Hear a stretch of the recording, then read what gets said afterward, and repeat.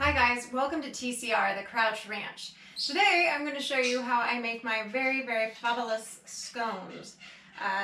It's Thanksgiving tomorrow here, so I like to either make cinnamon rolls or my scones to have for Thanksgiving morning and or Christmas morning. So this year Frankie decided that she wanted scones, so we are going to make scones.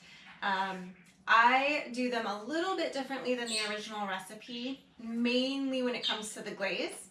But so I'll give you my version. This was handed down to me from a friend many moons ago, and I'm going to give you my version, my little tried and true method that I use to make my scones.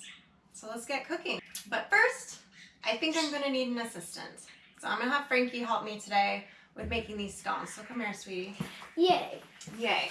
We're going to start with making the lemon glaze, and we're going to be making blueberry scones today.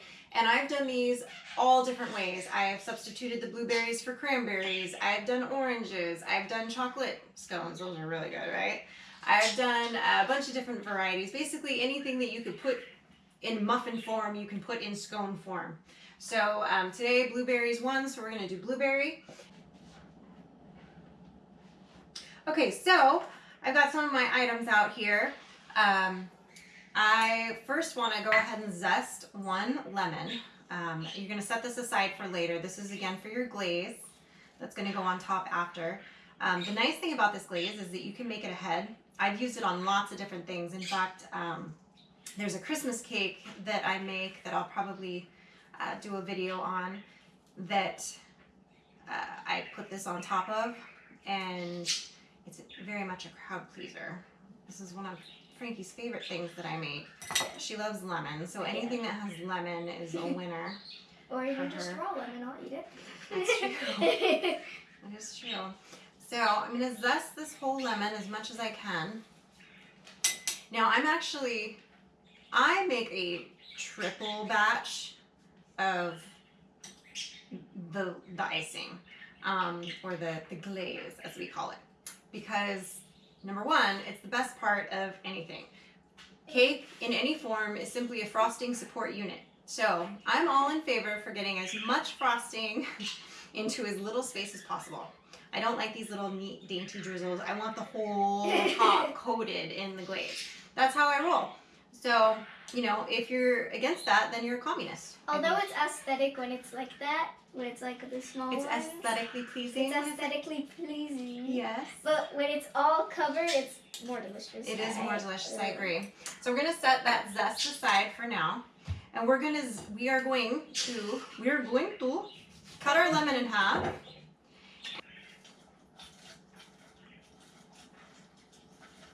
So I'm going to juice a few of these. And you need about, for this batch, you need about 6 tablespoons of lemon juice. I don't always measure it that much. I kind of on the glaze, since it's not actually something that's being baked, you know, I kind of eyeball it more, but for those of you that like specific quantities, it will be 6 tablespoons of lemon juice from lemons. You could also do this with an orange glaze. Same principles apply. Those little cuties would work really well for this. It all works quite nicely. I'm going to go a little overboard just because yeah, we like our glaze. And their lemons. We like our glaze and our lemons. And then the birds love to eat the extras. The insides. The pulp. From the lemons, yep. I can see all the pulp and it's like making my mouth water. I know, that's tart. It's tart and tangy. And you can always, you know, if these lemons are pretty soft, but if you roll them first, sometimes that helps. If you've got a really hard lemon, help free up the juice inside the pulp so that when you juice it, it's easier. Or you could use a fancy juicer machine, but we're old school here, right? Yeah. I think that will probably do it. I'll take a peek at it in a second. It looks good. But you can look. I will, but thank you for confirming that for me. Okay. In fact, I think I'm gonna do one more. I'm just eyeballing this, so. No, I'm eyeballing it, so I kind of know. Because you've done this a lot. Because I've done this a lot. I have made scones many times. And they always turn out. Okay. Game on.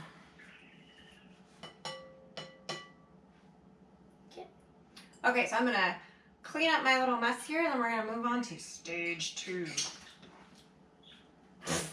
So our next step with our lemon juice here is we're gonna go ahead and measure out a few cups of confectioner's sugar.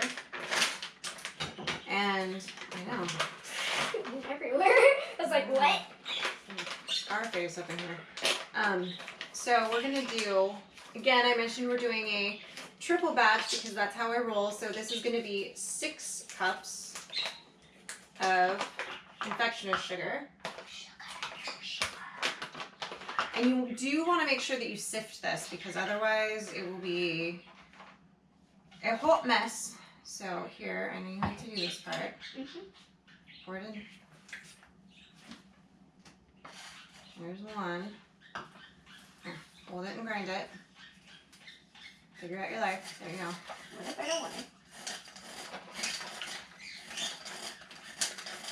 Good job. 2.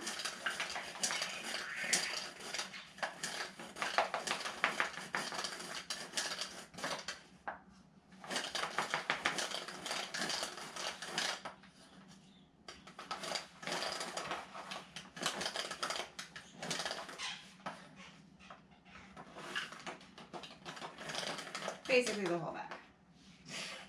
Works for me. Now usually when I bake, I don't pay as close of attention to, you know, the level of health of the ingredients.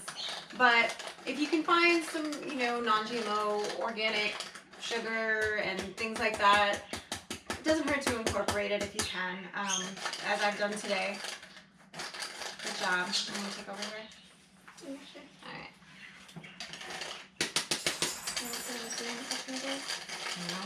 It's all over the table. I know. So basically you're going to get as much out of this powdered sugar or confectioner's sugar as you can.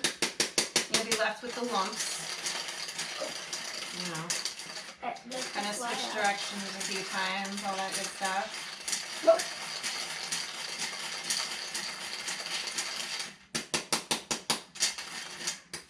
Probably about as good as that's going to get. Just put it in the bread. The rest looks like cocaine rocks. Okay. Oh. So. Not appropriate. Not family friendly. Not family friendly. Oh, soldier that's down. That's also not family. No, soldier down. Gotta wash that real quick now. Yep. That's alright. This is what happens in the kitchen. You try to get all fancy and then you fail. And then you fail. Because you drop it on the ground. You drop it on the ground. And you have to go wash it. 5 seconds. And then mom gets mad and then she can't figure out her life. I know. Alright. Sounds like you. Pretty much. Okay. Okay. Sorry, I was figuring out my life. Yeah, well, you can't really do that very So well. we're going to mix this together. That looks so satisfying. So it's kind of dissolved in here. And it'll probably dissolve decently fast because it's acid against sugar, so. Decent scientific theory there, maybe. Decent. We had science today at camp, so. Did you? Yeah. Fun. Alright, so. Looks like eggnog. Promise you it doesn't taste like eggnog. Yeah, I know. Okay, so now we're going to add a little bit of water. Okay, we're going to add, I've got 3 tablespoons of water in here that we're also going to add to this. Again, remember, I tripled this batch, but I figure, why not, right? It makes it better. Now, we got to add some butter. Good job, kiddo. Pure Irish butter. No. And then I'll try to see my little markings on the side here. That's about it. All right, now I've got this in a microwave safe bowl. You could do this on the stovetop too if you wanted, but the recipe, the original recipe that I got from my friend, this part's done in the microwave, so why not? I add the lemon zest in at this point, and you're just gonna nuke it for like 30 seconds in the microwave or until the butter's melted if you're doing it on the stovetop. So I'm just gonna stick it in here for 30 seconds. That's kind of loud, but That's all right. It's all good. I know some people hate microwaves. I don't use my microwave very often. Okay, so now we're ready to make our actual scones. So we want to sift together some of our dry ingredients. So we need 2 cups of flour, just regular all-purpose making cake kind of flour. So we're gonna add all of our dry ingredients into the sifter so we can sift them together. Because since these are scones, and scones are known for being kind of flaky and crumbly, you don't mix them together the way you would a regular biscuit, dough, or batter. And we'll show you how to do that in a bit. So in here, I've got my salt, my baking powder, not baking soda guys, baking powder, and my sugar. So I've got 2 tablespoons of sugar, half a teaspoon of salt, and so we've got our 2 cups of flour in there, and then here I have 1 tablespoon of baking powder and half a teaspoon of salt, and I've got 2 tablespoons of sugar. So we're gonna dump this in here so that all those dry ingredients can be sifted together. So Frankie, go ahead and start sifting that. okay.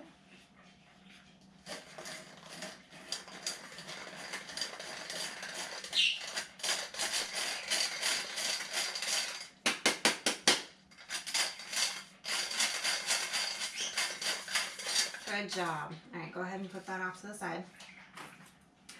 Okay, so the next thing we want to do is add our 5 tablespoons of butter. So I'm going to go ahead and count out my 5, 2, 3, 4, 5 tablespoons of butter. That one seemed kind of off on that side, doesn't it? Mm. A little bit.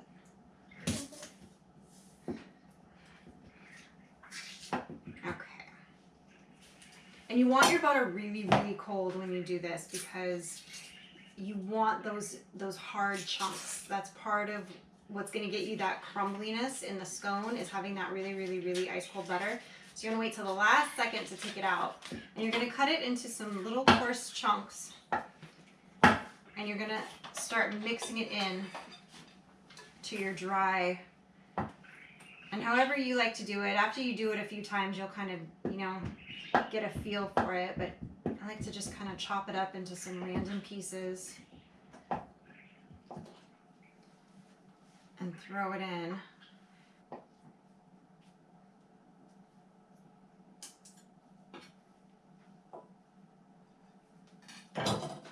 So now we've got our little chunks of butter in here. You can use a pastry fork, pastry knife to do this. I just use a fork to just kind of coat the butter. You want to get it in little small pieces, as small as you can, mixed throughout the dough, or the powder at this point, because technically it's still not really dough yet. But you kind of want to just mix it with your fork, so you're kind of mashing it in to the dry ingredients. Kind of squishing. If you have one of those pastry dealy bobbers, that works too. But I'm old school and just use a fork. I have a question. Mm-hmm. What's a daily bobber? It's used for pastry to do this type of thing, where it kind of rocks and has little slats in it. But we are not using one because Mommy doesn't have one. It's one of those gadgets. It's like you can only have so many gadgets. And for something that I only do once a year that a fork works for, it's one less thing to keep around. So you really just want to squish that butter up as best you can into that dry mixture. And it takes a minute to get it in there to where you're happy with it. It should look lumpy, it should look clumpy, it shouldn't look appetizing. It should just look like a big pile of powder with some yellow dots in it at this point. But the trick is getting all those little yellow dots covered in the powder. So again, just kind of go through thoroughly. This is probably the most important step in the whole thing because you really want to make sure that butter is fully coated and broken up into these little crumbles here. So you really want to go over it a few times and make sure you get it all.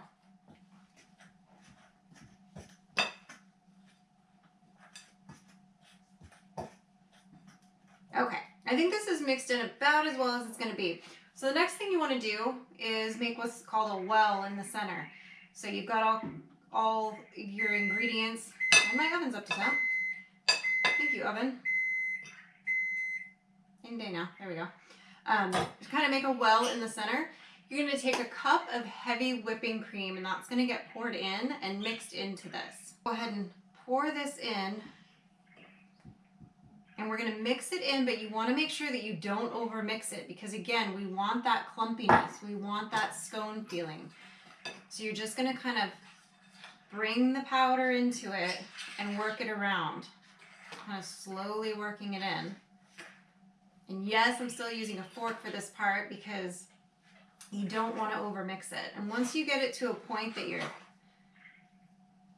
start to really see that crumble happening there. We're pretty close to adding the blueberries now. Yay.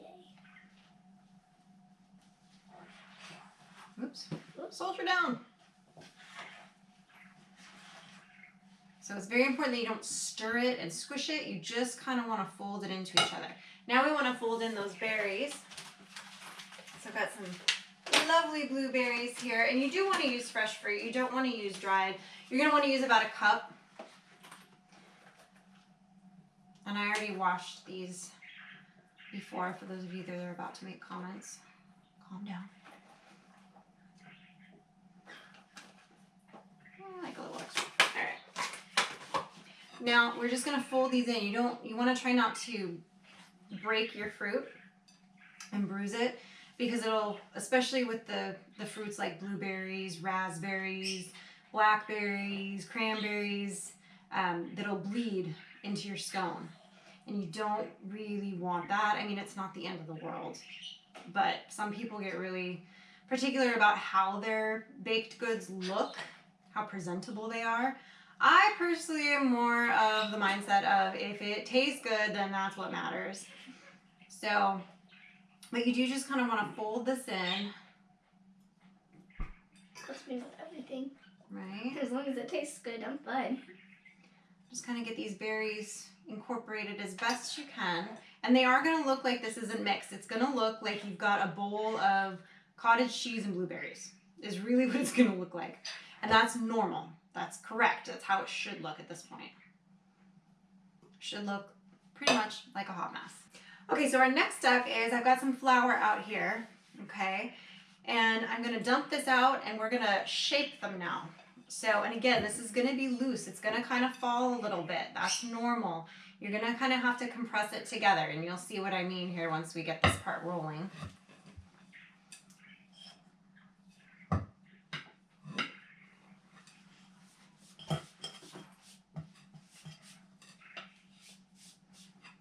This is the part where you start kind of pressing it and forming it. And you're going to do this on a floured surface like this.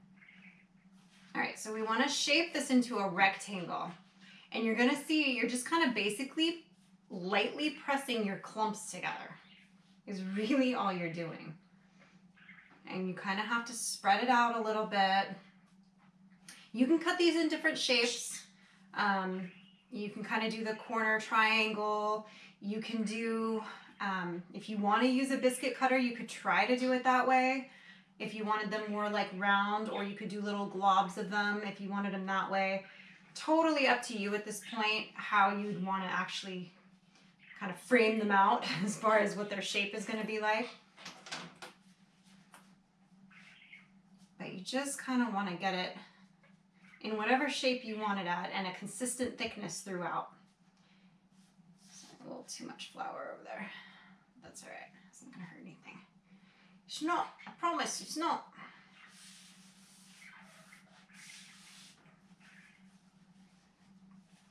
And just as even as you can.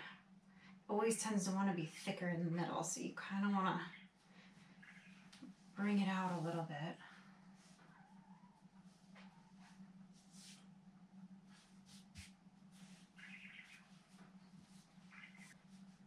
Okay, now that your oven's up to temp and you've got this in the shape that you want to make your cuts, we're going to go ahead and do that.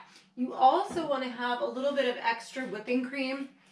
I'm going to add a little bit more to my container here, because you're going to want to brush the tops of these scones right before they go into the oven with that cream. So I'm going to go ahead and you can cut them in little rectangles and then cut them. So we're going to do it that way today because I like to have some smaller ones. You can do them at an angle. You can do them however you want as far as the shape goes. It's in there.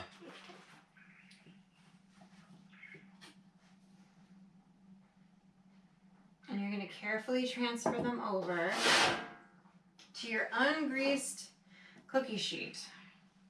You do not want it greased, so make sure you have a good cookie sheet that will work.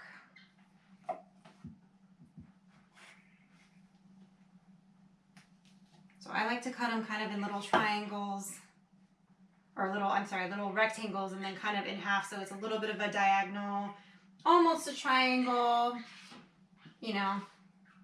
But not quite. But not quite, because we like to keep it fast and loose. I always think at this point when I'm doing blueberries that it looks a little bit like olives inside of a pizza. Yeah. You know? But that's what I was just thinking a moment ago. But it doesn't taste like that, I promise. It tastes much better.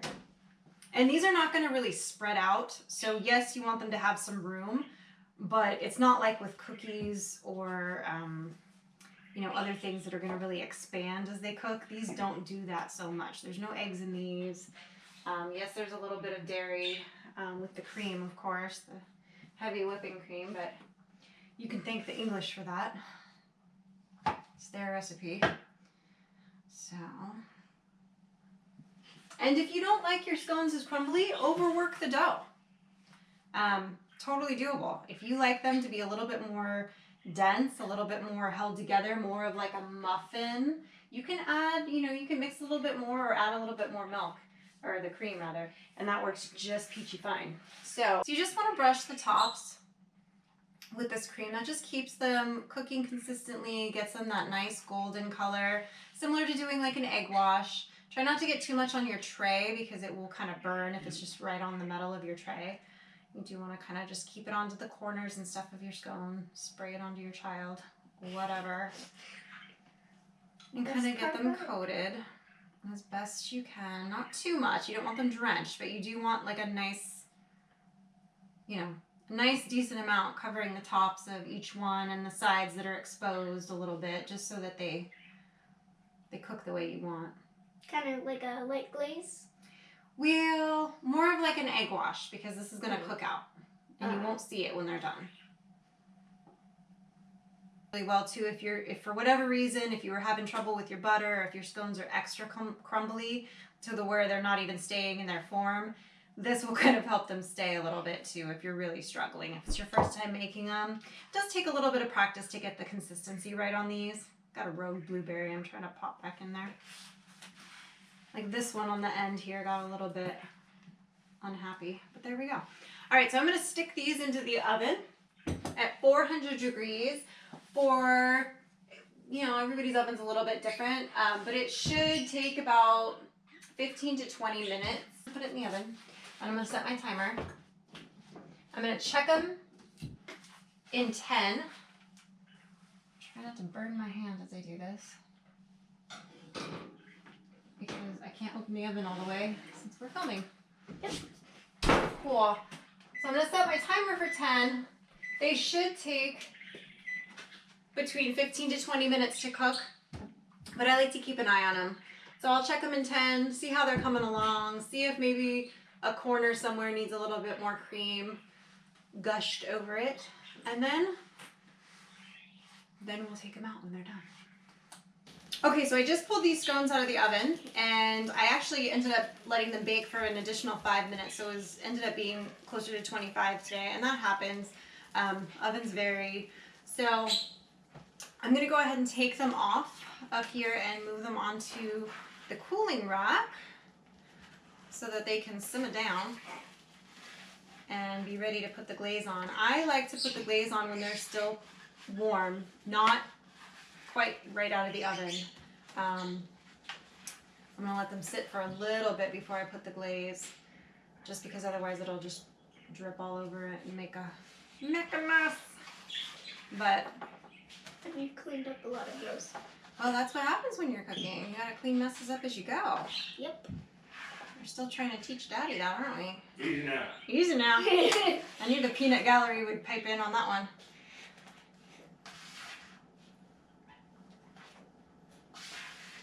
Oh, thank you. You're welcome. Alrighty.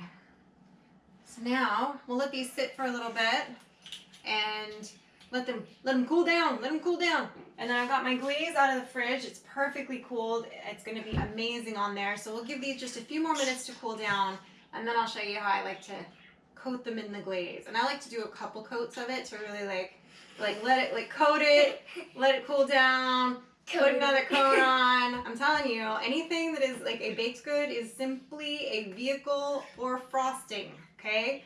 That's all it is. It's a frosting vehicle, okay? A frosting vehicle? So, yeah. A vehicle in which to get the frosting into my body. That's it. Okay, so I'm going to go ahead and put the first layer of glaze on here. I like to use a little,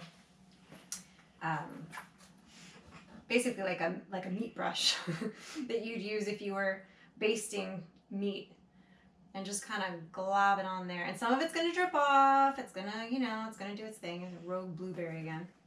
But I like to really cover it and get it on there. And then I'll let it cool down some more. That's why I like the glaze to be cold when I do this, because then it really helps it kind of stick. I do this when I make and I'll make my cinnamon rolls for you guys and do a video on that at some point, because I put the glaze on those, not a lemon glaze, it's a different icing. But I do that when they're piping hot first out of the oven, because then it sinks down into the inside of the cinnamon roll. And I will share with you guys my secret recipe that only like one other person on the planet knows how to make, because I taught them. But I have had many, many people tell me that they are the best cinnamon rolls that they've ever had. So that's a little teaser for you. Including me. Including me. They are like her favorite thing that I make. Yeah. That and the scones. Yeah, I can tell you this. The trick is 400 times more butter, 400 times more cinnamon and sugar, and 400 times more frosting. So there you go. Nice description. So now I'm going to loop back around to the beginning here and start doing a second layer on some of these. And I know it's dripping off. That's totally normal. It's going to happen, but that's the only way to get the whole thing kind of coated. Just like it's raining lemon glaze. And that's what we like, yeah. So then I will let this cool some more, and I will do another layer after these cool. But you can see how pretty that's going to look. And if you don't like a lot of glaze, then just do the one layer. It's not a big deal. Or you can do the drizzle like that. But to me, there's no point. I want it coated. I want it to look like Something About Mary. You're too young to know that reference. Don't want to know. That's Yeah. gross. Mike said that's gross. Mike said that's gross off camera. He's backstage. He's like never gonna look at my scones the same way again now. But that's alright. Alright, so we're gonna let this cool down. Thanks for watching today, guys, while we made our famous scones. Insert your choice of berry here. Today was blueberry. I hope you guys enjoyed. I hope you guys make your own, and now we'll finish coating these in this fabulous icing, and then Frankie will probably go into a sugar coma from eating the rest of the bowl. Yes. So don't forget to like the video, guys, subscribe to the channel, and click the bell so you get the notifications. Ding. Ding. Follow. I don't know. What about yours? Mine's full of knowledge and wisdom.